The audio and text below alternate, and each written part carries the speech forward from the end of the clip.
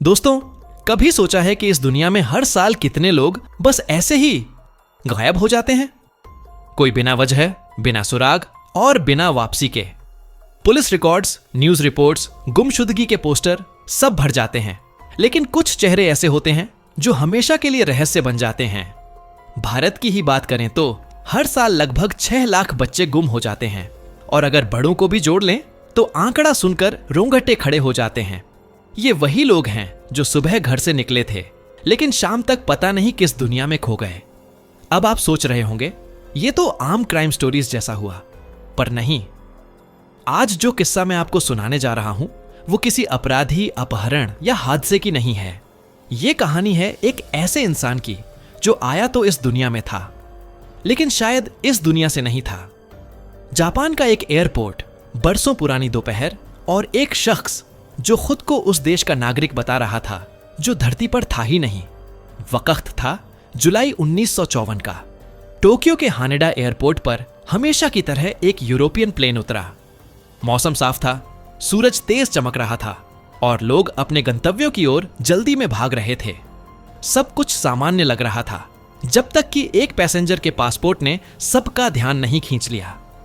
Passport पर लिखा था टॉरेड, यानी टोरेट नाम का देश। कस्टम अधिकारी ने पासपोर्ट देखा, माथे पर बल आया। उसने अपने साथी से पूछा, क्या तुमने कभी ऐसा देश सुना है?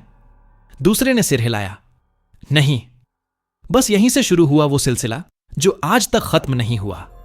अधिकारियों ने उस शख्स को रोक लिया। उन्होंने पूछा, यह देश कहां है? वो व्यक्ति बेहद आत्मविश्वास से बोला, यूरोप में है, फ्रांस और एंडोरा के बीच। अधिकारी ने मैप मंगवाया और बोला, दिखाओ, कहां है तुम्हारा देश? वो शख्स उंगली रखते हुए बोला, यहीं, लेकिन यहां टोरेट की जगह एंडोरा क्यों लिखा है? कमरे में सन्नाटा छा गया, क्योंकि वहां मौजूद हर किसी को अब लग चुका था कि या तो ये आदमी झूठ बोल रहा है, या फिर ये किसी ऐसी जगह से आया है जहां हम सब कभी नहीं गए। उस शख्स के पास वैध पासपोर्ट था, असली मुहरें लगी थीं, कई देशों के वीजा स्टैंप साफ नजर आ रहे थे। मतलब ये कोई नकली कागज नहीं था। फिर सवाल उठा, अगर ये फेक नहीं है तो फिर टोरेट नाम का देश आखिर है कहां?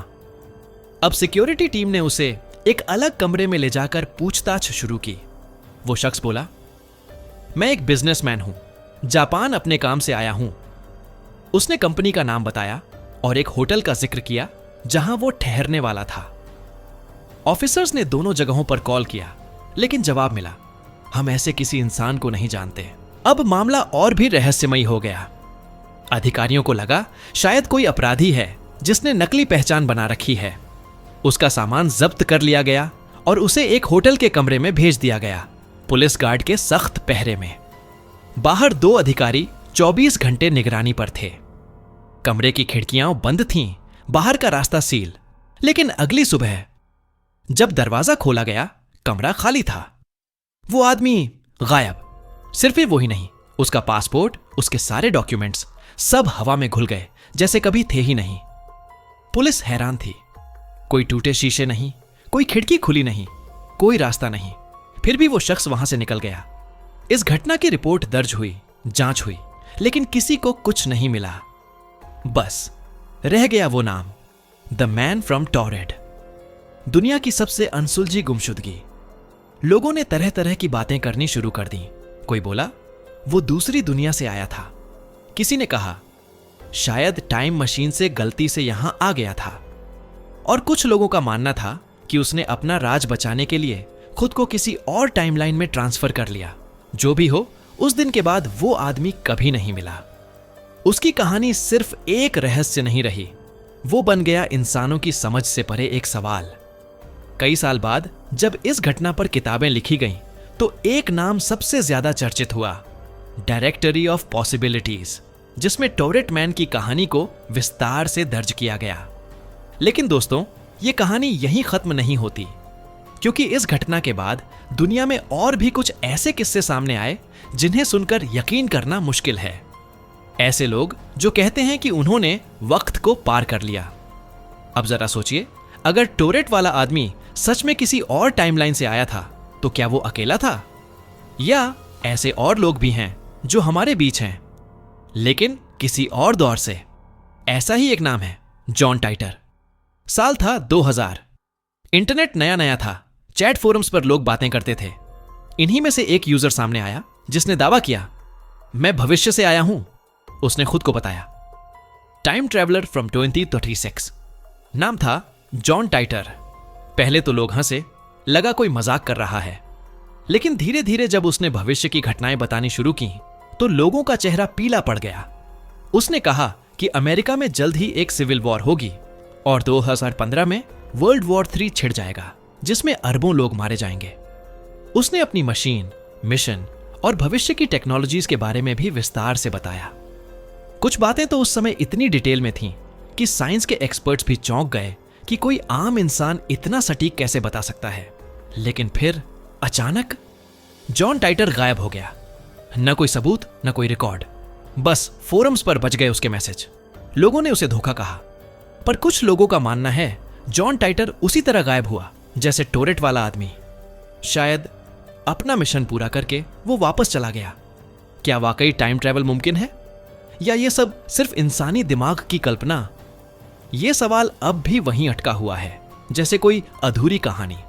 और यहीं से कहानी का दूसरा हिस्सा शुरू होता है, जहां टाइम ट्रैवल की रहस्यमयी दुनिया और भी गहरी हो जाती है, जहां एक शख्स पैसे कमाने के लिए समय में पीछे चला जाता है, और जहां चार्ली चैपलिन की पुरानी फिल्म में दिखी मोबाइल पर बात करती औरत दुनिया को हैरान कर देती है। कुछ लोग कहते हैं कि टाइम ट्रैवल सिर्फ साइंस फिक्शन है, पर जो किस्से सामने आए हैं वो इंसान की समझ से बहुत आगे के हैं। जॉन टाइटर की रहस्यमयी गुमशुदगी के कुछ साल बाद एक और नाम दुनिया के अखबारों की हेडलाइन बना, एंड्रू कार्लसन। साल था 2003। अमेरिका के स्टॉक मार्केट में अचानक एक अनजान शख्स ने इतना बड़ा धमाका किया कि सारे इन्वेस्टर्स दंग रह गए। सिर्फ 2 हफ्तों में उसने मामूली रकम को $20 करोड़ में बदल दिया। अब कोई भी स्टॉक मार्केट में इतना परफेक्ट नहीं हो सकता कि हर ट्रेड में 100% सफलता पाए। लेकिन एंड्रू को तो हर शेयर के उतार चढ़ाव का पहले से पता था। SIC यानी सिक्योरिटीज एंड एक्सचेंज कमीशन ने तुरंत उसे गिरफ्तार कर लिया। पूछताछ के दौरान अफसरों ने जब उससे पूछा कि उसने ये सटीक भविष्यवाणी कैसे की, तो उसका जवाब सुनकर सबके होश उड़ गए। एंड्रू ने मुस्कुराते हुए कहा, क्योंकि मैं भविष्य से आया हूं, साल 2256 से। कमरे में सन्नाटा छा गया। अधिकारी पहले हंसे, फिर गुस्सा हुए, लेकिन एंड्रू के चेहरे पर जरा भी डर नहीं था। उसने कहा कि अगर उसे छोड़ दिया जाए तो वो ओसामा बिन लादेन का ठिकाना बता सकता है और एड्स का इलाज भी दे सकता है। इंटरोगेशन 24 घंटे चला। सरकार ने उसकी बातों को पागलपन समझा और कोर्ट केस आगे बढ़ाने का आदेश दिया। लेकिन तभी कुछ ऐसा हुआ जो सबको हैरान कर गया। एंड्रू को एक अनजान व्यक्ति ने बेल करवा लिया। किसी को नहीं पता वो कौन था। और बेल पर छूटने के बाद एंड्रू कार्लसन फिर कभी दिखाई नहीं दिया। कोई रिकॉर्ड नहीं, कोई ट्रैक नहीं, जैसे वो किसी अदृश्य दुनिया में वापस चला गया हो। रिसर्चर्स ने उसकी फाइल दोबारा खोली, लेकिन उनमें उसकी कोई पुरानी पहचान नहीं मिली, जैसे वो इंसान इस टाइमलाइन में कभी था ही नहीं।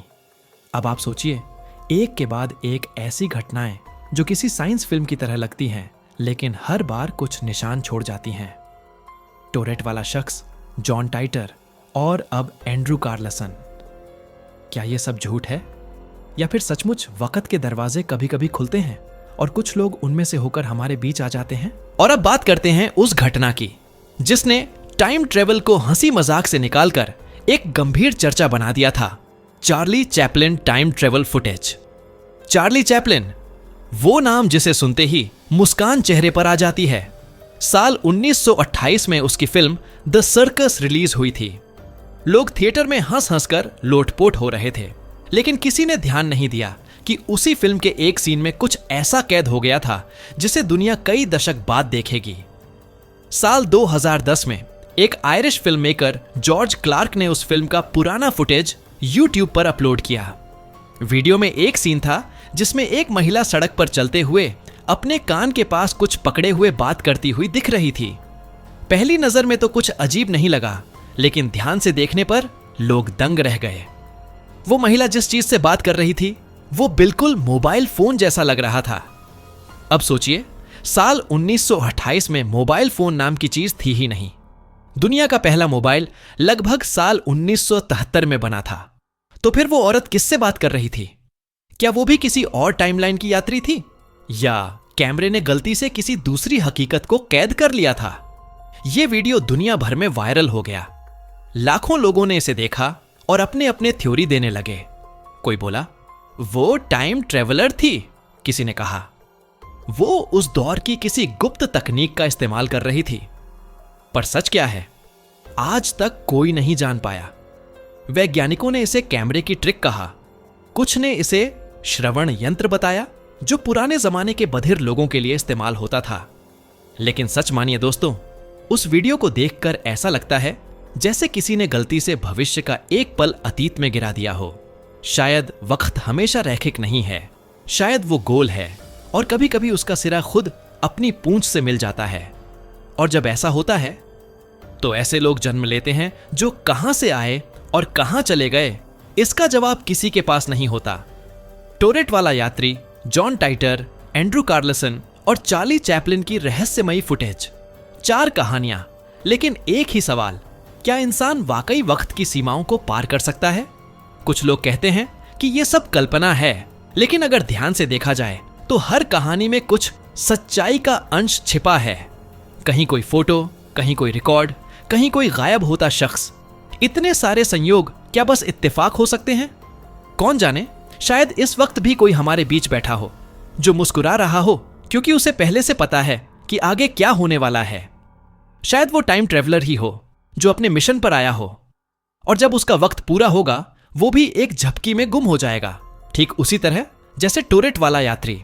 तो दोस्तों, अगर कभी आपको भीड़ में कोई ऐसा चेहरा दिखे जो अजीब लगे, जो सब कुछ जानता हो लेकिन खुद के बारे में कुछ न कहे, तो ध्यान रखना, वो शायद किसी और सदी से आया हो, क्योंकि इस ब्रह्मांड में सब कुछ मुमकिन है, यहां तक कि वक्त का झुकना भी।